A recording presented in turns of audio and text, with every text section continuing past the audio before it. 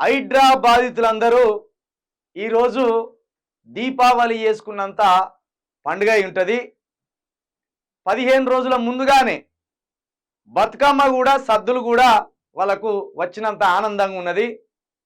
ఓ విధంగా చెప్పాలంటే నిన్న హైకోర్టు హైడ్రా ఆఫీసర్ రంగనాథ్ గారికి కావచ్చు, హైడ్రా టీంకి కావచ్చు, సంధించిన ప్రశ్నలు కావచ్చు, వాళ్ళను ఇక ఒక్క వాయిల్ బర్గలును ఈరగోలలు ఆ ఒక్కటే తక్కువైంది, వాళ్ళకు కొరడా దెబ్బలు ఒక్కటే తక్కువైంది.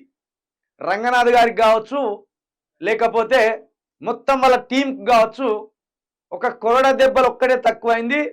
వాళ్ళకు జైలు శిక్ష ఒక్కటే తక్కువైంది.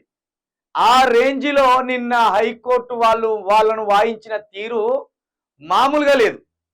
నిజంగా నిన్న హైకోర్టు వారు హైడ్రా టీం దగ్గర సంధించిన ప్రశ్నలు కావచ్చు, వాళ్ళ మీద చేసిన ఆరోపణలు కావచ్చు, వాళ్ళకి ఇచ్చిన వార్నింగ్లు కావచ్చు, ఇవన్నీ కూడా న్యాయ వ్యవస్థ మీద సామాన్యులకు కొండంత భరోసాను కలిగించినాయి. ఎందుకంటే అసలు సామాన్యులకు ఈ దేశంలో న్యాయం దొరుకుతుందా అని ఒక ప్రశ్న ఉంటుంది. కానీ కొంచెం ఆలస్యం కావచ్చు కానీ 100% బాధితుల పక్షాన ఎప్పటికప్పుడు న్యాయస్థానాలు నిలుస్తాయనేది మరొకసారి రుజువైంది.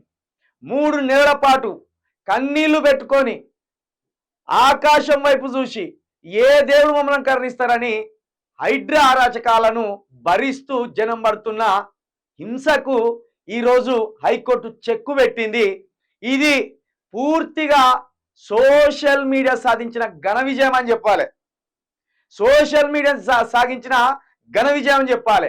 చిలుక ప్రవీణ్ లాంటి కొన్ని వందల మంది ఈ గోసలను నిత్యం తమ గొంతు ద్వారా ప్రజలకు చేరవేయడం కావచ్చు, లేకపోతే హైకోర్టు లాంటి అత్యున్నతమైన న్యాయస్థానాలకు చేర్చడం కావచ్చు.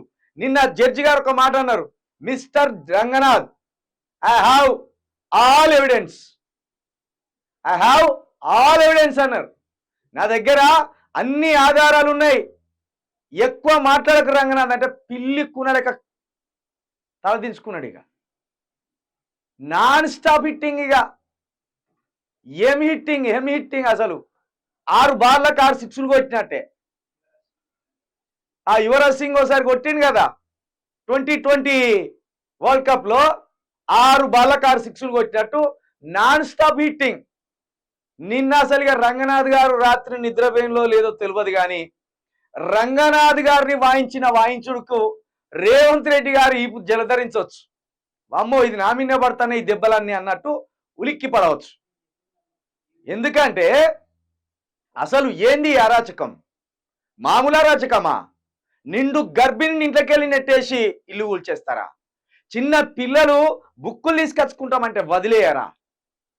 3 బిడ్డల తల్లి ఆమె కట్టుకున్న చిన్న ఇంటిని కూతుళ్ళకు రాసిస్తే అది కూల్చేస్తామంటే నా అల్లుళ్ళు వచ్చి ఎక్కడ నన్ను తప్పుపడతారో అని గుండె వలిగి ఒక ముసలమ్మ చనిపోయింది. అంటే అంతటి విధ్వంసానికి కారణం ఎవడు? ఈ ప్రభుత్వం కాదా? ఈ ప్రభుత్వం ఉసిగల్పగానే వేట కుక్కలాగా ఎగబడ్డ హైడ్రా ఆఫీసర్స్ కాదా? అందుకే బుద్ధెచ్చేటట్టు నేను ఒక మాట అన్నారు హైకోర్టు వారు. ఏమన్నారు? నీకు చెంచల్ కూడా జైలు కావాలా, చెర్లపల్లి జైలు కావాలా, మిస్టర్ రంగనాథ్ గారు కోరుకోరి ఏది కావాలో అని చెప్పింది. నిన్న హైకోర్టు వారు అయితే వాళ్ళు సంధించిన ప్రశ్నలు కావచ్చు, వాళ్ళు ఇచ్చిన వార్నింగ్లు కావచ్చు, నిజంగా కొంచెం ఆలస్యమైన న్యాయ వ్యవస్థలో ఖచ్చితంగా బాధితులకు న్యాయం దొరుకుతాయని ఒక భరోసా ఇచ్చింది. ఇంకొకటి మరొకసారి చెప్పాలి, ఈ భారతదేశం అంబేద్కర్ గారికి ఎంతగా రుణపడి ఉన్నదంటే ఆర్టికల్ 21 అనేది ఆయన పొందుపరచకపోతే నిన్న బాధితులకు ఏ దేవుడు ఆదుకోపు. ఆర్టికల్ 21 నిన్న జడ్జి గారు ప్రత్యేకంగా ప్రస్తావించారు. ఆర్టికల్ 21లో వ్యక్తిగత స్వేచ్ఛ, జీవించే హక్కు ఉన్నదనే సహజ న్యాయ సూత్రం నీకు తెలియదా మిస్టర్ రంగనాథ్ అనే ఒక ప్రశ్నతో పాటు మరణ శిక్ష వేసిన వ్యక్తికి కూడా, మరణ శిక్ష విధించిన వ్యక్తిని కూడా లాస్ట్ కోరిక, నీ చివరి కోరిక ఏంటిదని అడుగుతాం. అలాంటిది బాధితుల దగ్గరికి పోయి ఎఫ్టీఎల్లో బఫర్ జోన్లో కట్టుకున్నారనే ఒక నింద వేస్తున్న మీరు వాళ్ళ దగ్గరికి పోయి మీ కోరిక ఏంటిది అసలు అని అడగకుండా నిర్దాక్షిణంగా వాళ్ళ మెడలు బట్టి గెంటేయడం, వాళ్ళ ఇండ్లు కూల్చేయడం, ఇది దేనికి నిదర్శనం? ఇది ఏ న్యాయ వ్యవస్థలో ఉన్నది అని ఒకసారి హైకోర్టు వారు రంగనాథ్ గారిని నిలదీసిండు. ఇక ఎంఆర్ఓ గారు వచ్చిండ్రు, అమీన్పూర్ ఎంఆర్ఓ గారు. ఇక ఆమెకైతే ఏడుపు ఒక్కటే తక్కువైంది. పారిపోతామన్నట్టున్నది. తలుపులు మూసున్నాయి, లేకపోతే ఎటువంటి పారిపోవు. పరుగు ఆ స్థాయిలో 14 ప్రశ్నలు, గంటన్నర విచారణ. ఇక అసలు వాళ్ళు టిఫిన్ తినచ్చులో తిని రాలేదు, అన్నం తినచ్చులో తిని రాలేదు, కానీ బేజారు అయిన ఆఫీసర్.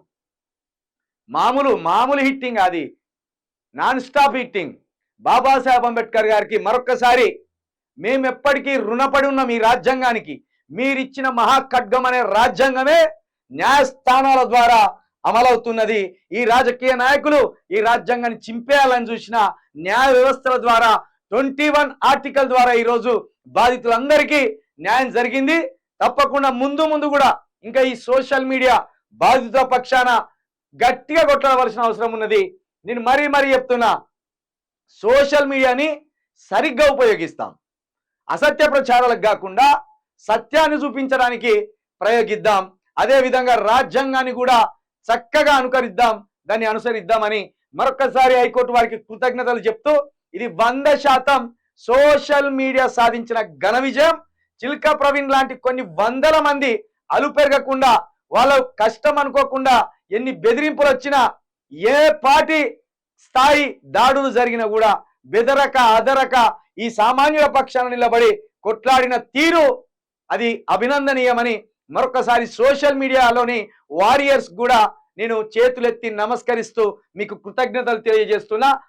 ముందు కూడా తెలంగాణను కాపాడుకోవడానికి, తెలంగాణలో ఉన్న సామాన్య జనానికి భరోసా ఇవ్వడానికి మనం కొట్లాడవలసిందే, మనం నిలబడవలసిందే.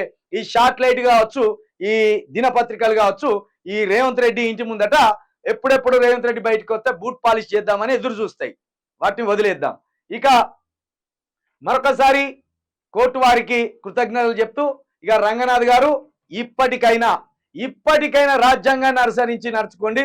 లేకపోతే హైకోర్టు వారు చెప్పినట్టు ఏదో ఒక రోజు చెంచల్గూడో చెర్లపల్లి జైలుకో పోవలసిన పరిస్థితి ఏర్పడుతుందని మీకు నేను విజ్ఞాపన చేస్తున్నా.